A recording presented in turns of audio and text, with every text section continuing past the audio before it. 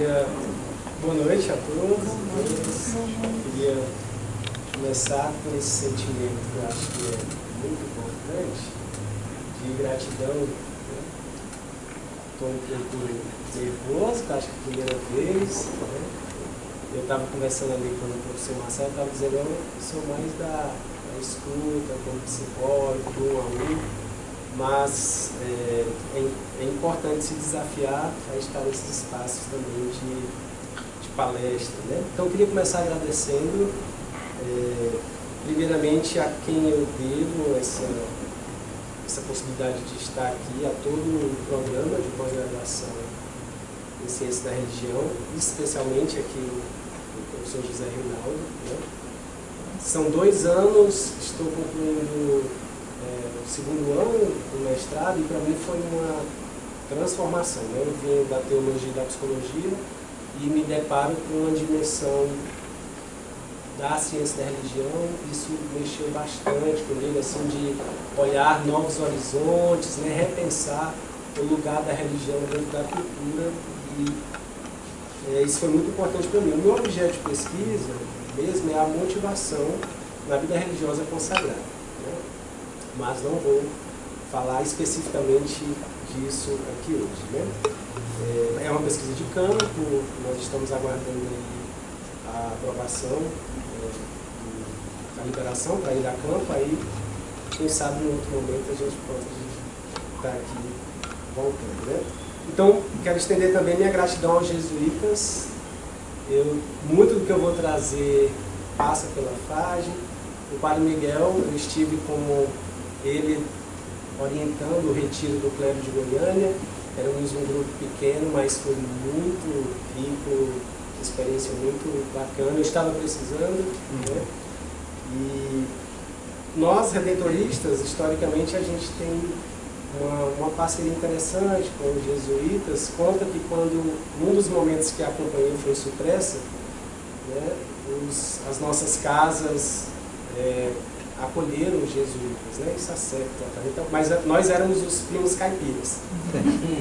Os jesuítas estavam sempre envolvidos com a dimensão da educação, com as linhas de frente, e nós lá na roça, né? Que é o carisma de Santo Afonso, começou com os cabreiros. Mas essa parceria, ela existe, e eu fui formado em teologia na FAGE, né? Inclusive eu estava dizendo da minha surpresa do tamanho daqui do Centro Loyola, porque o da FAGE é um pouquinho menor, mas é uma casa também. Quantas palestras e quantas coisas eu participei lá, e hoje estar aqui é uma responsabilidade muito grande, né? E agradeço a todos os envolvidos. Vou já acabar com os agradecimentos, mas o Natanael, né, pelo cuidado, toda a organização do evento, a acolhida, isso é muito importante, né? Para a gente se sentir um pouco menos tenso, né? Embora eu vou falar de tensão aqui um pouco. Então, obrigado pela acolhida, certo? E todos vocês estão aqui hoje à noite, né? Uma sexta-feira à noite. A juventude diz sextou, né? Mas nós estamos aqui firmes, então agradeço a presença de todos. Podemos passar o primeiro slide, né? O que eu vou trazer para vocês são pinceladas, né? Tem aí esse é a edição mais nova. Esse é um livro que eu tenho usado faz tempo, já está bem surradinho, né? Selecionei coisas mais introdutórias, né? É um livro denso, né? E ele tem esse título, Psicologia e Mistério, que é o próprio tema, né, da nossa fala. E, mais uma vez, os jesuítas aí presentes, né? O Franco Imola, depois eu vou apresentar também, o padre jesuíta, é muito importante para a psicologia na formação. Vou destacar algumas ideias dele e também vou partir dele para outras ideias, né? Que envolvem a pesquisa que eu tenho feito, outras leituras, né? Então não vou ficar preso só ao livro.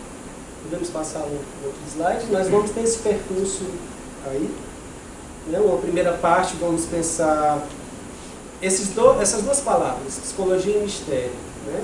Eu queria pensar da onde a gente poderia situar esse nome, psicologia, e esse nome mistério, porque eles têm uma miríade, uma polissemia, uma pluralidade de lugares para a gente falar dele, mas eu situei apenas 2, né, de cada um, mas também falar de experiências. Então, essa primeira parte eu queria trazer psicologia e mistério. Nomes que vêm da onde e quais experiências atravessam esses nomes, né? Depois vou apresentar um pouco do Franco Imola, o que é que ele fez, o que é que ele tem refletido, né? Um padre que está com 86 anos, vocês vão ver o percurso aí dele, o que ele já fez, né?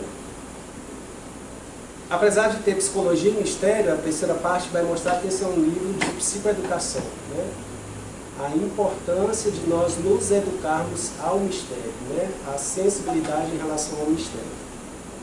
E no final, era para concluir de um modo menos crítico, mas eu trago também, né, alguns traços da crise antropológica hoje a partir do Franco Imola, certo? Então vamos lá para a parte 1. É muito interessante é importante a gente ver quais as possibilidades de lugares que esses nomes nos trazem, né?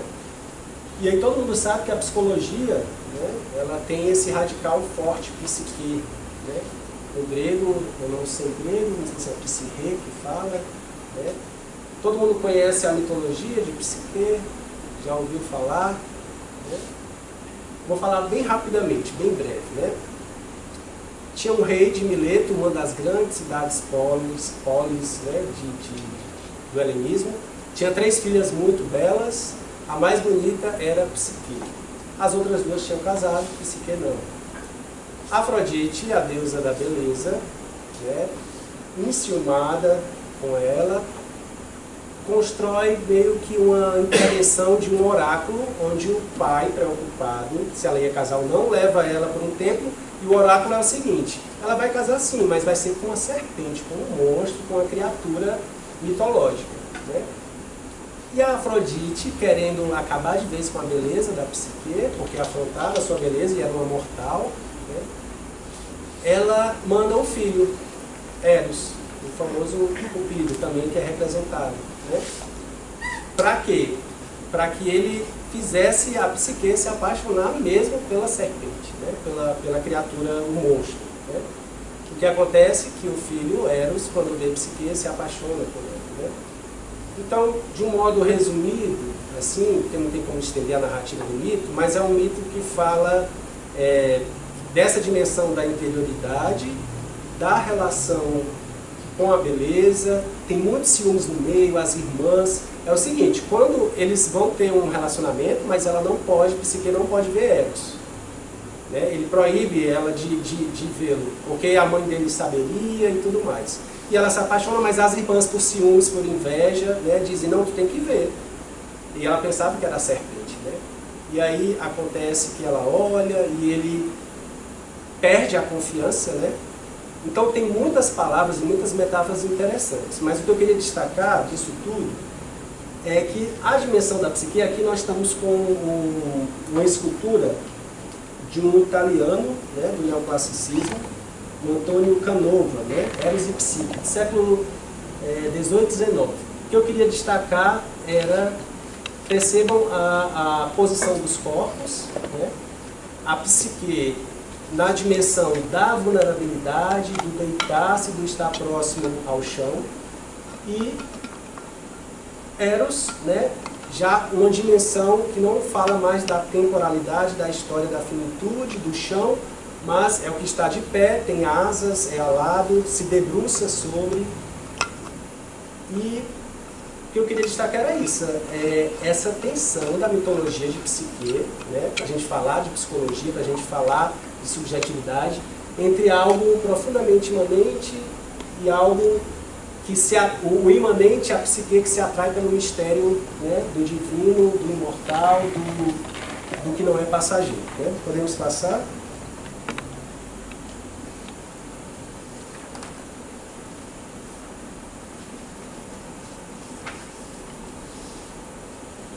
Um outro nome para a psicologia, gente, porque tem várias psicologias, né?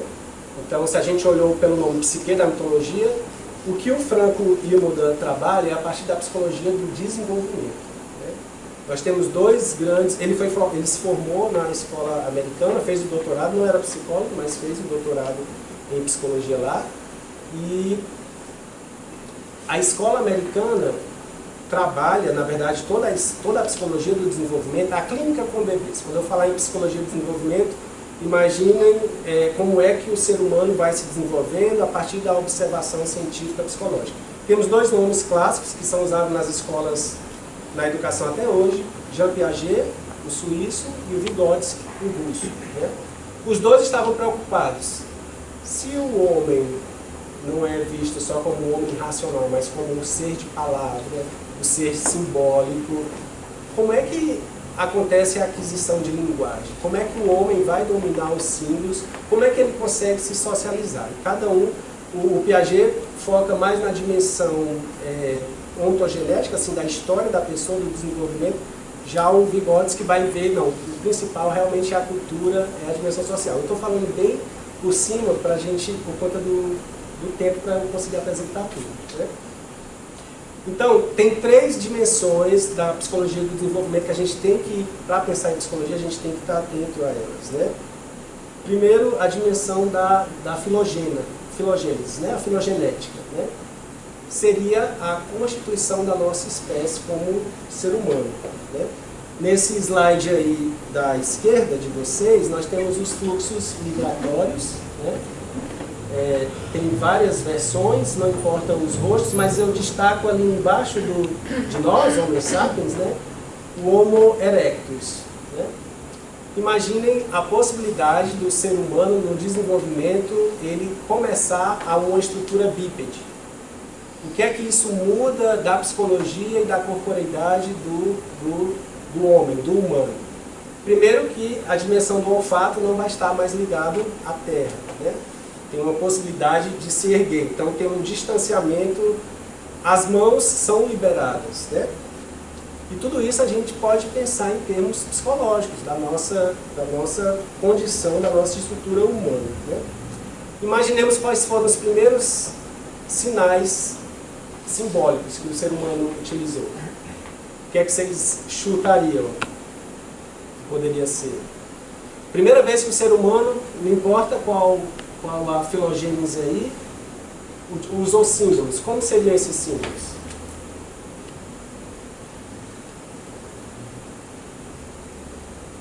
Alguém arrisca?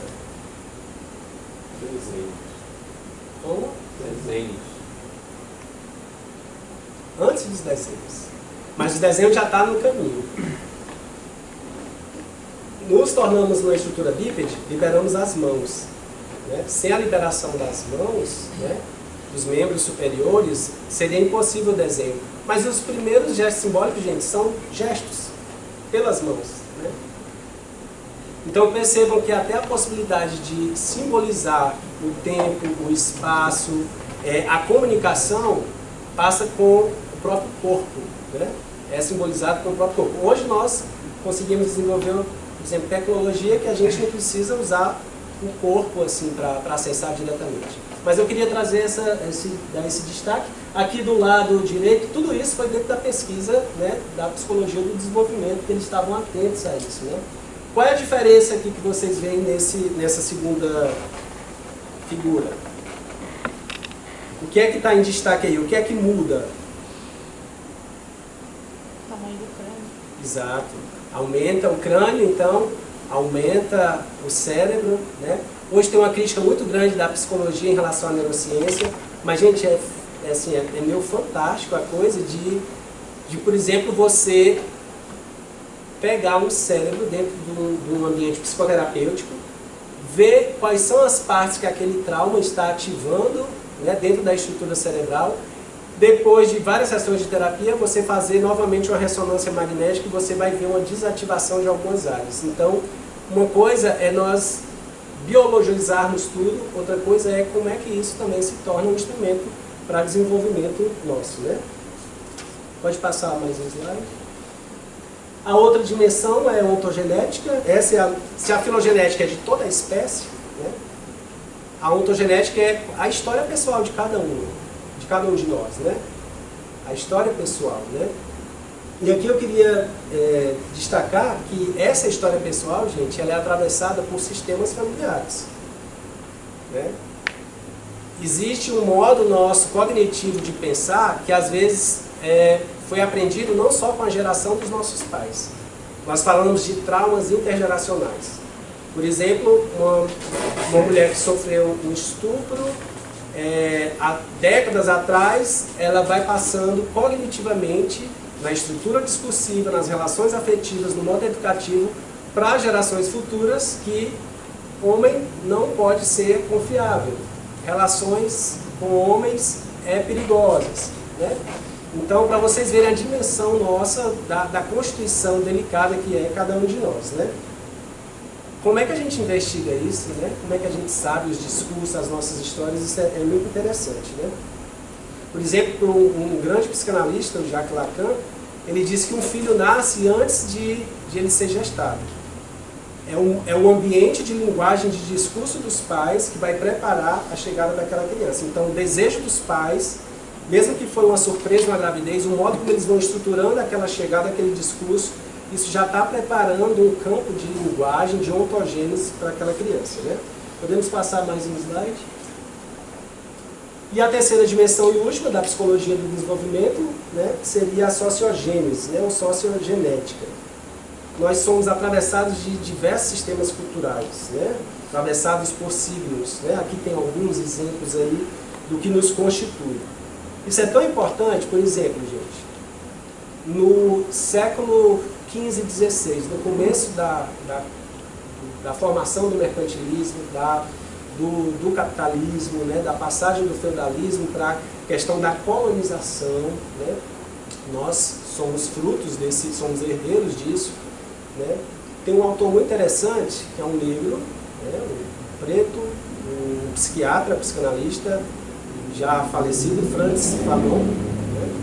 E ele fala, olha, esse conceito de raça foi uma criação colonial, da colonização. Um preto lá na Austrália, ou um indígena na sua tribo, ou um negro na África, ele não vai estar pensando, né, quem é que é branco, quem é que é negro, ele está ali dentro do povo dele. E o que era a questão da colonização, da racialização, né? A raça é humana, mas começaram a existir raças inferiores ou raças diferentes, é uma inferiorização epidérmica, né? Esse é o conceito dele, inferiorização epidérmica. Pelo a cor da pele, pelos fenótipos da pessoa, você vai fazer uma distinção. Olha como isso atravessa os nossos discursos, estão presentes até hoje, isso mata, isso mobiliza, né? Um outro tipo do modo como a cultura, a sociogênese nos cria um discurso e nos cria comportamentos. Um grupo de pesquisadores psicólogos norte-americanos, eles estão estudando a cultura Hookup. Quem não ouviu ainda essa palavra Hookup, pode ser traduzido por pegação, por fica. O que é que acontece? A partir das redes sociais e a partir dessas novas mobilidades pós-pandemia, na verdade eles têm um estudo longitudinal desde 2012, a cultura Hookup está se tornando normativa para a juventude. O modo como eu me inicio sexualmente tem que ser pela cultura dos aplicativos. Eu tenho relações sexuais, mas eu não posso ter intimidade, compromisso, eu não posso me vulnerabilizar, né? E é assim que está sendo construído. Pelo menos nos Estados Unidos isso já é normativo e a gente vê os diversos aplicativos que têm relação a isso. Não estou fazendo uma crítica moralizante, eu estou dizendo para nós percebermos como como a cultura nos forma e vai constituindo comportamentos. Podemos passar? Vamos falar então do mistério, né? A psicologia trouxe essas dimensões todas, né? E eu queria falar um pouco do mistério. Está com um pouco de luz, mas observe um pouco aí do Caravaggio, né? O sepultamento de Cristo, vê o que é que isso causa, o que é que isso faz você sentir, observa aí o jogo de luzes.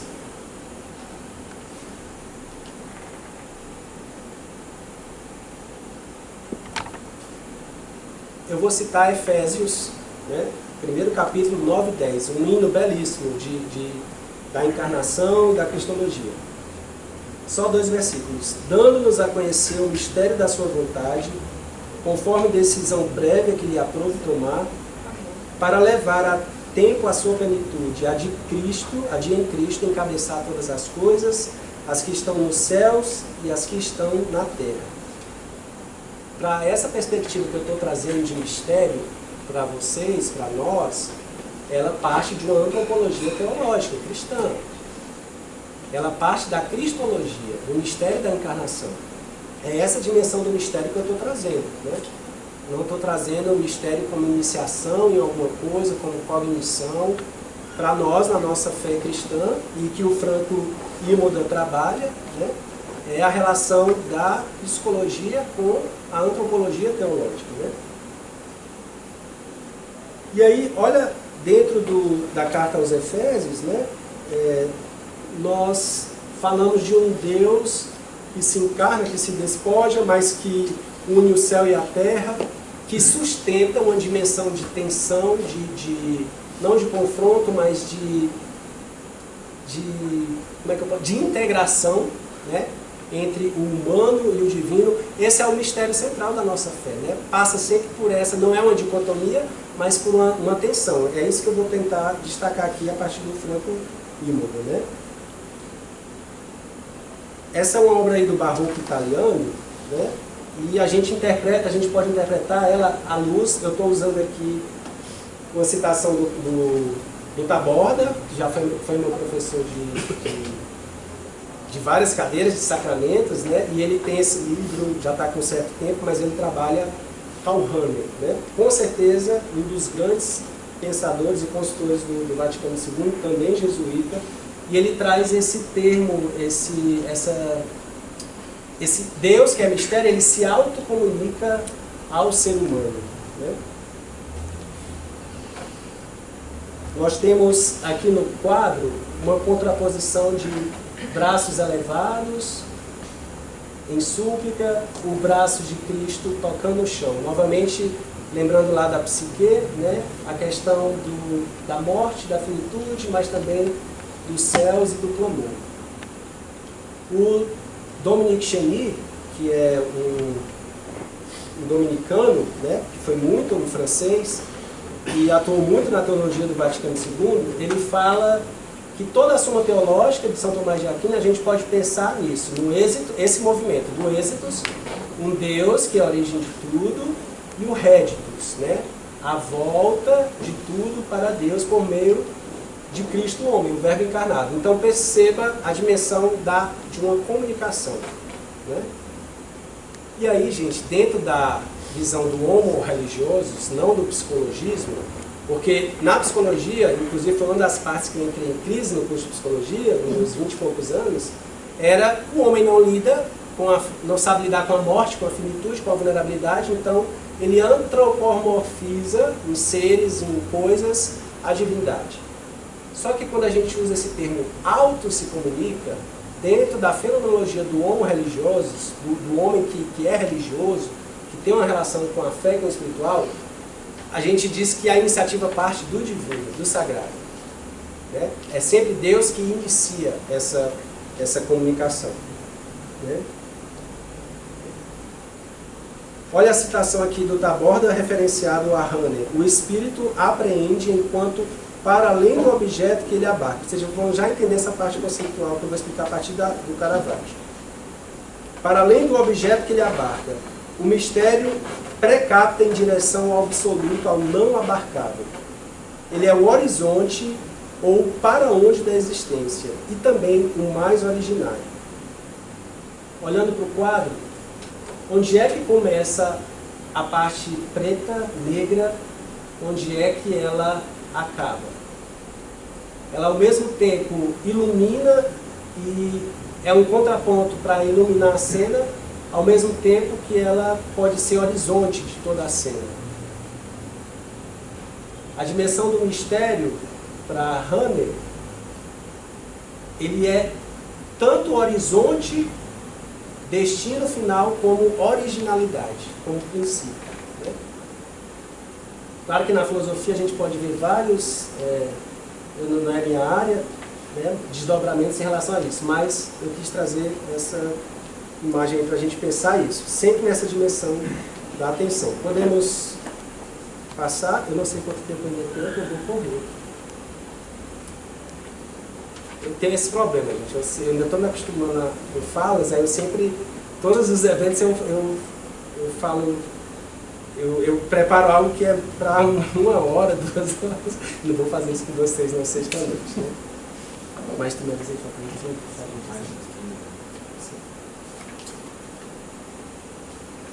podemos, aqui uma citação do Imoda, que eu acho muito interessante, né? Se nós falamos dos nomes da psicologia, qual é a experiência da psicologia que a gente pode entrar em contato com o mistério? Né? E aí, extrapolem só a psicologia como dado científico.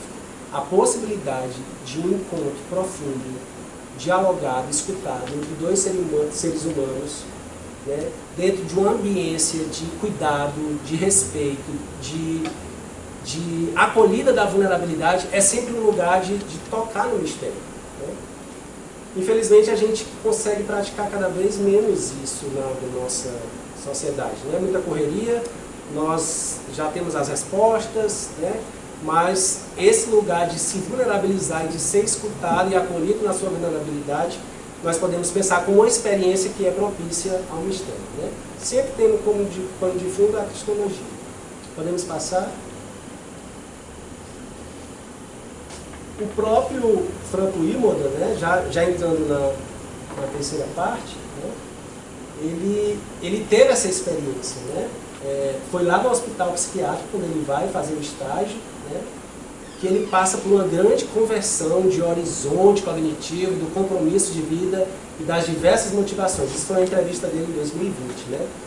O contato com os psicóticos, com os esquizofrênicos, né, com o ser humano no seu tensionamento máximo subjetivo de conflito, de ruptura discursiva e de possibilidade de vínculos, faz ele pensar na importância, né, para si mesmo dos seus lugares, da sua subjetividade. Né? Ele fala que foi uma conversão. Né? Toda a preocupação dele é essa, gente. É uma preocupação com a autêntica experiência religiosa da pessoa humana.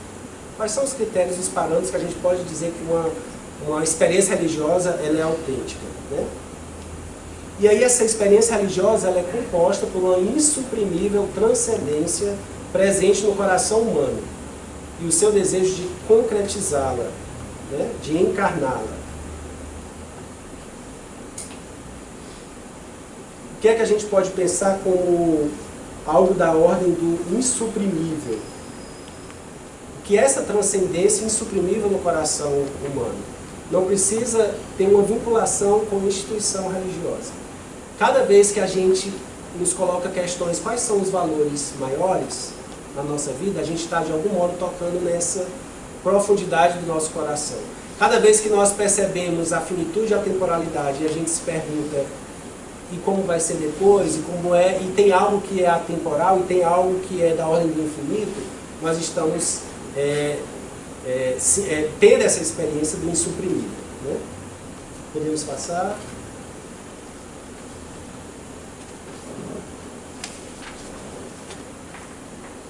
Já me perdi aqui. Pode pular. Aqui, gente, essa foto circula, todo mundo conhece, eu acredito, né?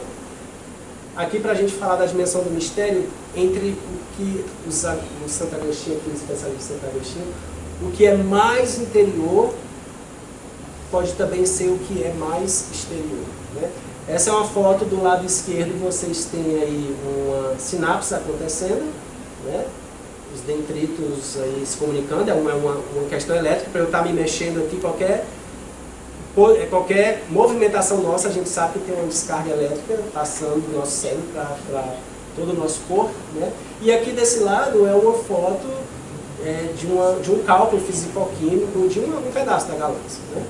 Então eu trouxe só para a gente pensar nessa dimensão do mistério, o que é mais interior, o que é exterior. Pode passar, por favor?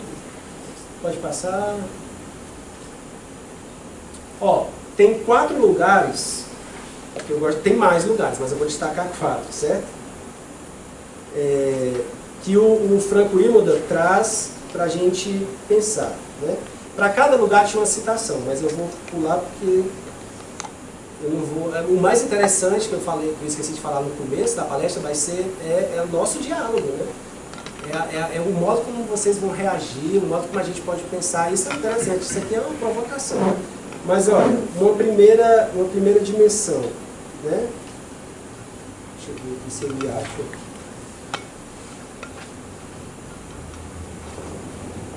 Pronto, questão da dramaticidade do tempo. Gente, o tempo é um lugar do encontro com o mistério. Tudo o que na experiência humana ela for da ordem de uma certa tensão, vocês percebem que eu estou trazendo sempre a dimensão da tensão. Psique, Eros, né? O fundo lá do Caravaggio, o que ilumina, a encarnação, o divino e o humano, né? O tempo, por que o tempo seria um lugar de apresentação, de encontro com o mistério, né? Simplesmente porque se a gente olha para a nossa psicologia do desenvolvimento, cada um de nós não somos o que a gente já foi um dia.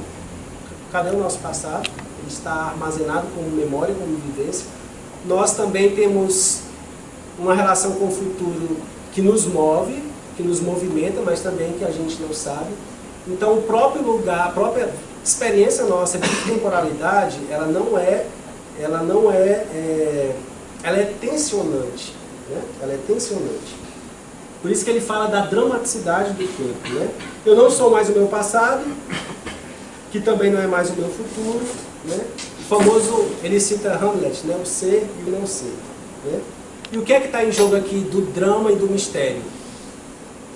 A experiência do desaparecimento, a experiência da perda do passageiro, a experiência do corpo que vai se transformando e que vai mudando ao longo do tempo, né? E o que é mesmo o tempo, se a gente parar para pensar? Filosoficamente tem várias filosofias do tempo, né? Ele tem a ver com movimento, né? Que categoria é essa da nossa dimensão psicológica que a gente chama de tempo, né? Também o tempo nos leva ao desejo pela sobrevivência, por permanecer. Então percebam essa dimensão do mistério do tempo. Podemos passar? Uma outra dimensão muito interessante é o riso e o jogo, né? Por quê? Porque o riso também traz essa dimensão da tensão, né? Ele desloca a realidade e a aparência, né? Só é possível rir porque nos destacamos do mundo, né? Nós nos situamos entre a realidade e a aparência, né? O riso se situa entre o parecer e o ser. Todas as possibilidades para o Franco Imoda de presentificação do mistério passa pela tensão. Algum tipo de tensão, né? Que não é a tensão da crise, não é a tensão de forças opostas, é uma acolhida da tensão, assim como o próprio mistério da encarnação, né? Humano e divino. Um grande mestre do humor nosso é Ariano Suassuna, né? E a gente sabe das obras dele. Ele não pegava avião de jeito nenhum para ir para dar as palestras, era muito complicado, está no YouTube, não sei se vocês conhecem essa história. Olha, cientificamente é comprovado que um acidente terrestre é muito mais provável, né? Um buraco, uma pessoa que dorme, um alcoolismo, alguma coisa assim. E o senhor, com toda a sua inteligência, o senhor não pega um avião. Ele pegou e disse, não, porque tudo bem, eu posso me acidentar num transporte, num ônibus, mas pelo um buraco. Mas o avião, a questão é porque aonde eu vou, o buraco me acompanha.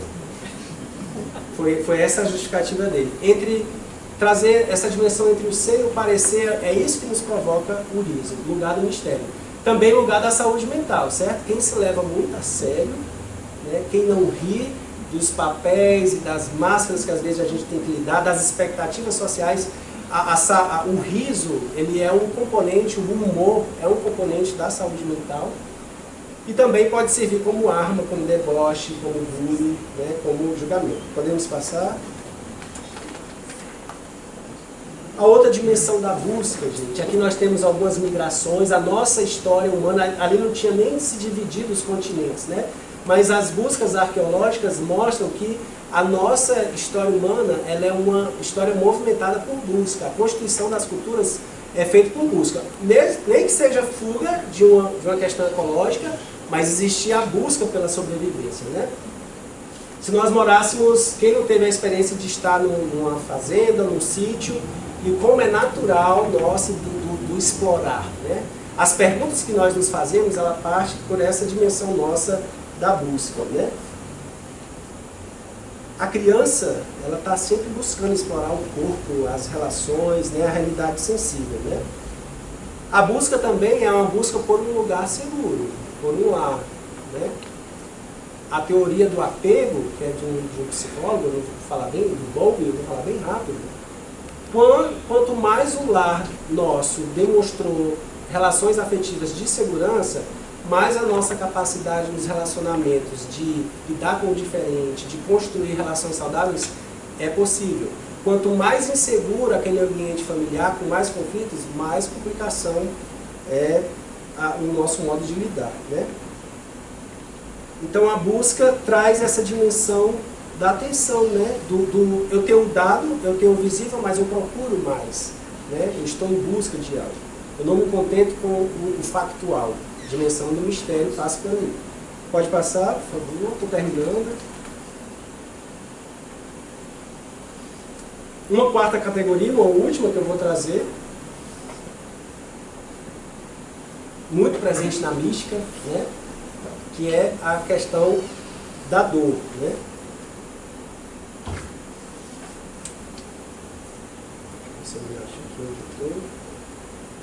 O sofrimento, gente, ele sempre envolve algo do que eu desejaria que fosse e do que acaba sendo, né? Ele traz essa tensão entre o que eu queria e o que é, né? O sofrimento passa pela ausência, pela falta, né? Eu trouxe aqui os místicos, né? Nós temos aí uma imagem bizantina, um ícone. Quem não conhece a devoção das Nossas Senhoras da Dores, né? Para nós, a dimensão do sofrimento e da dor, ela não é, nem nunca foi masoquismo. Ela é um lugar de esvaziamento, de encontro com o mistério. São Francisco de Assis, com as chagas. São João da Cruz, a noite escura. Essa é uma foto de Santa Teresinha, já falecida, né? Vocês sabem o nome dela completo, né? Como santa religiosa. Santa Teresinha do Menino Jesus e da Santa ou da Sagrada Face. Olha a imagem do rosto de uma mulher que passou, uma jovem de 24 anos, que estava tossindo, golpadas de sangue, está tudo registrado nas biografias dela, e que passou com o pulmão inflamado, em dor, em agonia nos últimos 6 meses. Né? Então a dimensão da dor, do sofrimento, também nos leva ao encontro com o mistério. Então vamos passar, vou finalizando. Bom, gente, diante disso tudo, a não acolhida desses lugares de tensão nossa, a busca, o sofrimento, né? o mau uso do riso, do humor, né? O que é que o Franco Imoda ele trouxe recentemente? A Gregoriana, eu esqueci de dar os dados, bem rápido. O Franco Imoda, junto com a Joyce Roddick e junto com o Hula, já falecido, eles foram os fundadores do Instituto de Psicologia, que ficou décadas responsável, ainda continua pela formação de religiosos, religiosas e de presbíteros. Década de 72, fez 50 anos ano passado. Pós-Vaticano II, ainda se chamavam ciências profanas. Já pensou em entrar na dimensão do mistério com esse instrumental da psicologia para dizer o que seria um religioso ou um consagrado com maturidade? Ele teve essa audácia, né? Eles tiveram essa audácia. E ele é professor emérito, foi reitor 2 vezes de toda a universidade, a Pontifícia Universidade Gregoriana. Na época da reitoria dele, ele incluiu leigos na docência, que não tinha. Ele trouxe leigos para a administração, né? Então, ele está com 86 anos, né? E aí ele traz essas 3 dimensões, que eu finalizo com elas. A não acolhida desses lugares do mistério pode gerar uma incoerência cognitiva, e aí nós temos as diversas dimensões das fake news, mas o que seria essa incoerência cognitiva, né? Aí não se fala de tensão, mas de dicotomização, de fragmentação. Lembrando que a atenção, a acolhida da atenção seria o lugar do mistério. A incoerência cognitiva tem a ver com o modo como eu conheço o mundo, não entra em coerência com a realidade. Não entra em coerência com a realidade, né?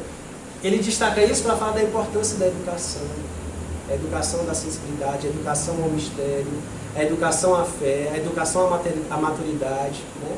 A gente tem que se preocupar com isso. A outra dimensão é da fragilidade da vontade. Tem a passagem clássica de São Paulo: o bem que eu quero fazer, eu não consigo, o mal que eu evito, eu faço. Nós podemos pensar hoje num torpor da vontade, inúmeros casos de ansiedade, de depressão, de cansaços extremos, né? Nós vivemos nessa sociedade, né, onde a motivação e a mobilização, ela de uma hora para outra cessa, né?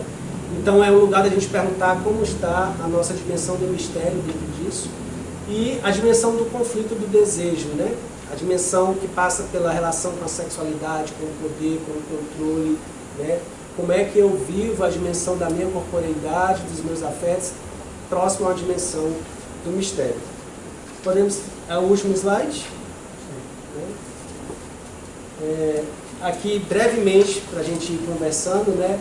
A resposta à crise, assim que ele ensaia, em relação à incoerência cognitiva, seria um conhecer autêntico, que passe pela nossa experiência, né?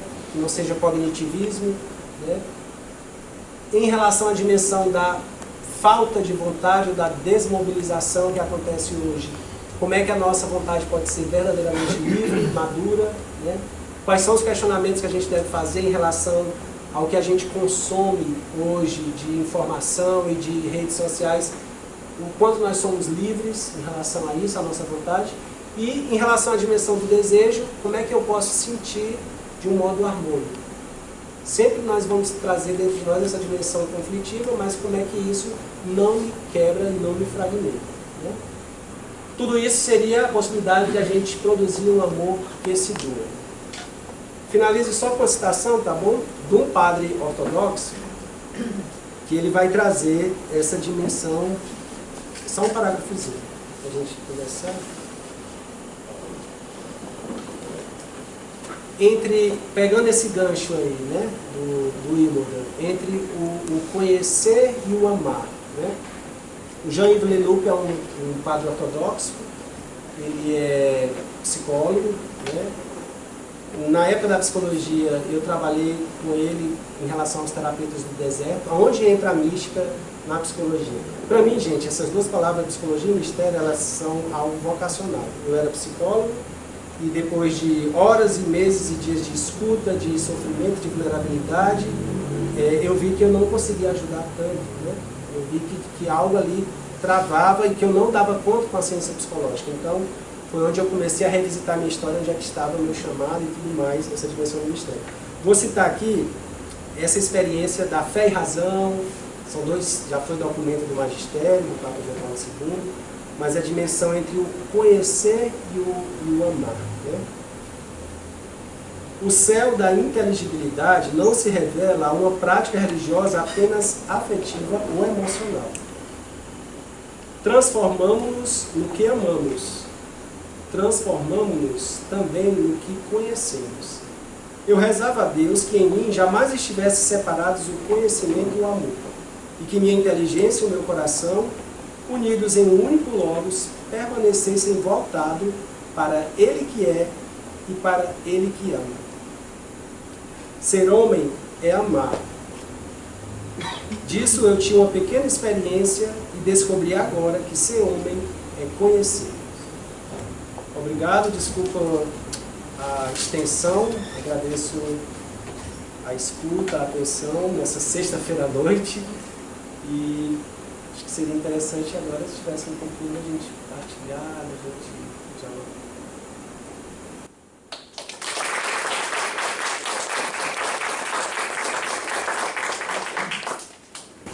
Obrigado, então, Patieres.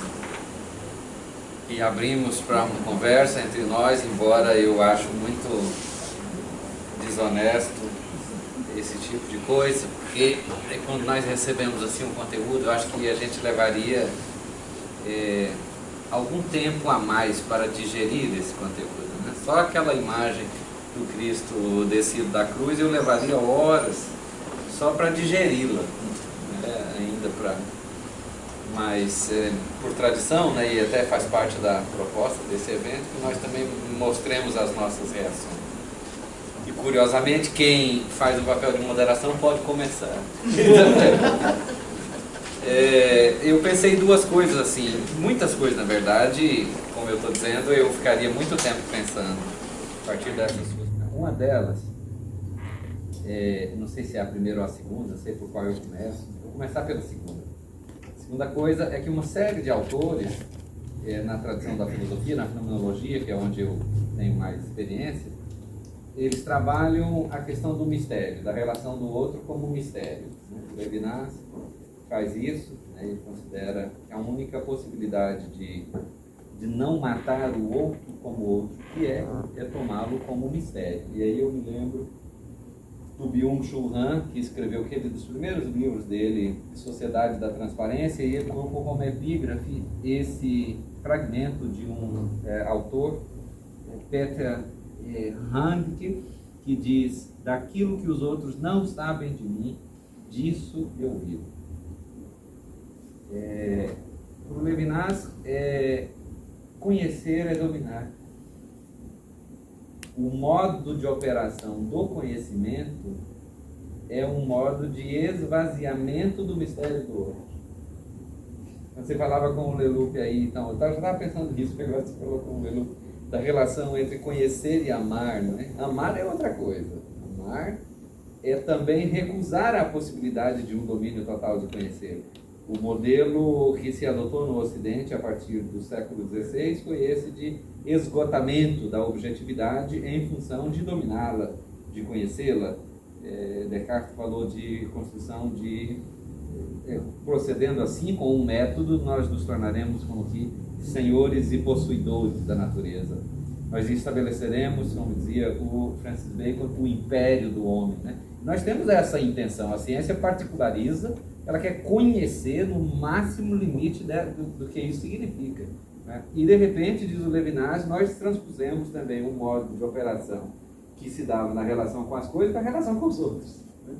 E aí nós estabelecemos uma sociedade de esgotamento do outro, né, nessa possibilidade de conhecer. E aí eu digo, desde a possibilidade de conhecer o outro, mas que também eu abaixo um pouco o nível da discussão e trago lá para as redes sociais.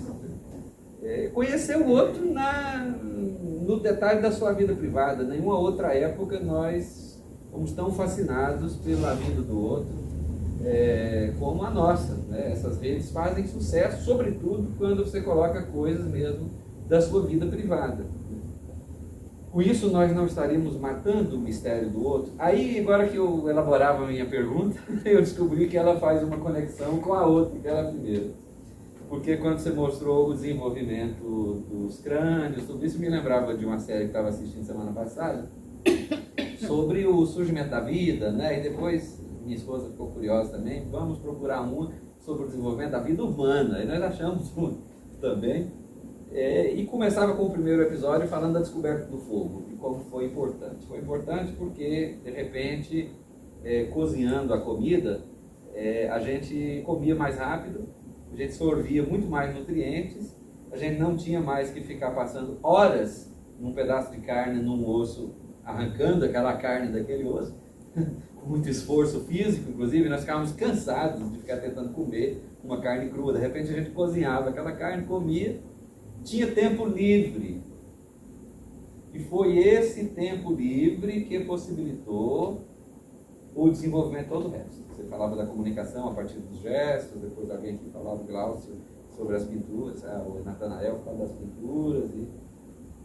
E agora parece que a gente está ficando refém. Nós sabemos assar carne, nós sabemos comer outras comidas, nós estamos ficando reféns de outra coisa. Aquele ócio necessário, aquela lacuna necessária a uma certa apropriação de si, do mundo ao redor, né? Nós preenchemos completamente por essa jaula tecnológica de artifícios, de curiosidades, de processos de conhecer, né? E parece que não tem uma saída, né? Aí a gente começa a regredir. Você colocou lá muito bem, criança, crescia, não sei o quê. Eu estou revoltado essa semana, eu vi uma representação gráfica dos personagens da Disney, que estão também todos eles idosos, e por que tem que representar o velho tão definhado assim, né? Quer dizer, as pessoas idosas cada vez mais estão em plena vitalidade, né? Fazendo as suas coisas, né? Em geral, eles representam o idoso, assim, já definhando, que não é verdade, não corresponde com a nossa época. Mas faltou, naquele processo de desenvolvimento, aquele momento da nossa conexão com isso, e dali para frente o nosso crânio encolhe, ao invés de se expandir. Existe um movimento contrário, né? Não sei se me faço entender, né? Acho que isso tudo que eu falei não tem nenhuma inteligibilidade, mas talvez você consiga, até como psicólogo, fazer uma elaboração. Me vieram várias, a gente já reage? Sim. Me vieram várias reações, não sei se eu vou conseguir organizar isso. Eu acho que, começando, né, a dimensão da fenomenologia que você trouxe, eu acho que você está, assim, o que a gente tem que pensar é a relação com a autoridade, né? Nós podemos falar de um outro, com o ozinho pequeno, os nossos outros, mas também a gente pode falar de um grande outro, né? Uma dimensão que abarca, né, dentro dessa tensão do imanente com o transcendente, né? Agora, será que conhecer esse outro, ele realmente seria esgotar o mistério? Ou que categoria de conhecimento nós podemos pensar? Porque se for o conhecimento nosso da modernidade, realmente ele é um conhecimento de manipulação, de domínio, de poder, de controle. Mas se a gente pensar dentro da mística, né, do conhecimento como inteligência, né, ler de dentro, pegando o radical da raiz de inteligência, né, legere, inlegere e interlegere, né, eu acho que a gente fala de uma possibilidade de conhecimento que só é possível na relação com a autoridade. Não é apropriação, mas ele é possibilidade apenas enquanto relação. E até nas nossas passagens evangélicas joaninas, né, conhecer só ama quem conhece, né?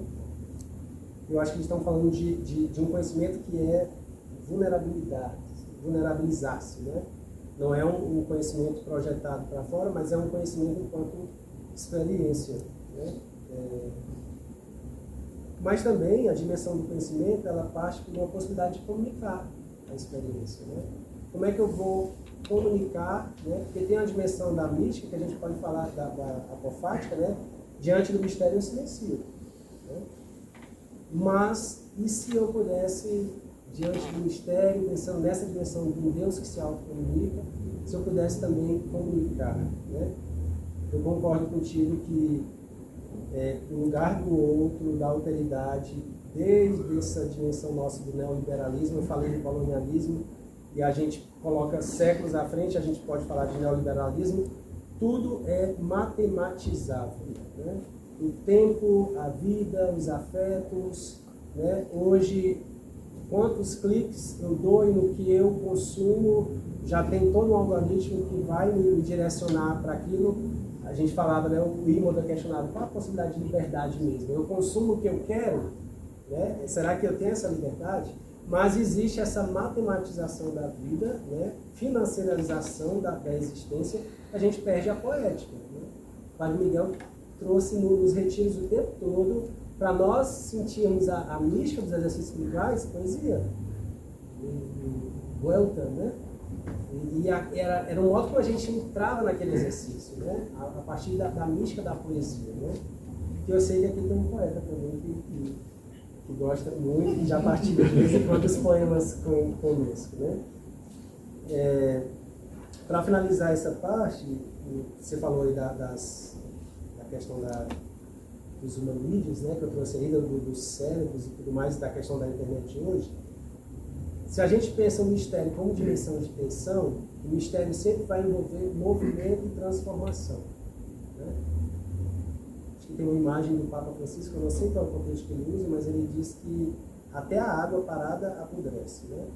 A dimensão do espírito é sempre essa dimensão de movimento, de transformação. Da terceira pessoa da Trindade, nós conseguimos atribuir várias formas, né? Ela sempre habita aquilo que ela ela ocupa a forma de onde está. Então, o mistério é da ordem do movimento, a transformação humana, o desenvolvimento humano, é da ordem de movimento. E como é que hoje a gente pode pensar em relação com o mistério se tudo que a gente faz é praticamente parado? O nosso modo de se comunicar é a partir de um objeto, né, que nos movimenta daqui para cá, muita estimulação. Tem vários estudos que a gente não dorme, que a gente fica estressado. Se tornou uma prótese corporal. Vai sair de casa e esquece o celular.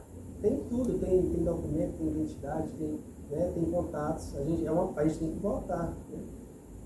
Mas é uma questão, assim, eu não respondi nada, mas eu fui reagindo, né? Qual a possibilidade nossa hoje de encontro? Onde tudo é financiarizado, onde a dimensão do incondicional, do ser vulnerável e do ser afetado, a gente se esquiva, a gente tem medo, onde os relacionamentos estão cada vez mais fragmentados, onde um homem aprende que para ser homem ele não pode se vulnerabilizar, ele não pode chorar, ele não pode ter contato com emoções, com afetos. Né? Então são questões para a gente estar pensando onde é que entraria o mistério disso tudo. Para mim é da ordem de conhecer como inteligência, ler de dentro, do encontro e do movimento. Sim. Certo, Thierry.